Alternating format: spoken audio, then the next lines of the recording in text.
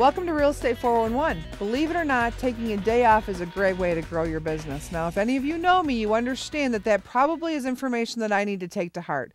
When you own your own business, it's very easy to fall into a trap of working every single day because there's always something to be done. Your to-do list never gets done.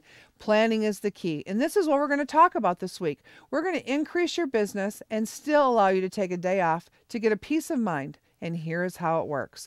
To take a day off each week successfully, you need to plan for it ahead of time using 2 days prior to that day off. Call all your pending clients. Call all of your current clients, obviously, if they're looking for anything with real estate, insurance, anything with your industry, and then touch base with your most needy clients, which obviously we know what we consider our hottest buyers, the ones that are going to be making a decision in the next 1 to 2 days. And then choose one priority project for those next 2 days to accomplish. Now go ahead. After you decide what day you're going to be taking off, designate how you're going to handle your calls. Send them to voicemail or have even someone check in on you. I had a really great client one time tell me about how they paid $25 for an individual for that one day that they took off to check their voicemail 3 times.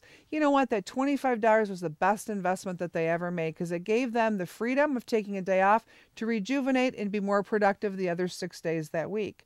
You'll often hear me say, your business only serves your life. And it goes both ways. You're working so you can enjoy your life, so you can provide a quality life for you and your family when you take that day off. The last decision you need to make is which day to take off. This is a personal decision based on your business practices, area, and personal life. Obviously, being in real estate, and if you do open houses, Sunday probably wouldn't be a great day for you to take off. You might take off a Wednesday or Thursday in the middle of the week. That way you can actually plan for it. I suggest taking off that same day of the week consistently. That way you can kind of get the feel of how it works, be able to cover your clients, and your clients never even know that you actually took the day off. Understand that this is your fun and relaxing time, which means you're probably going to have to shut off your phone. You're probably not going to need to want to check email 5 to 9 times an hour if you're not using the good time management.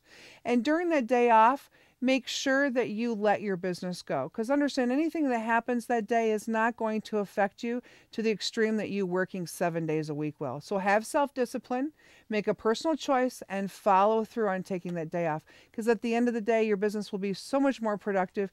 You will feel a lot better, and everything in your life will go so much better as well. Until next week, always be a part of the solution here at Real Estate 411.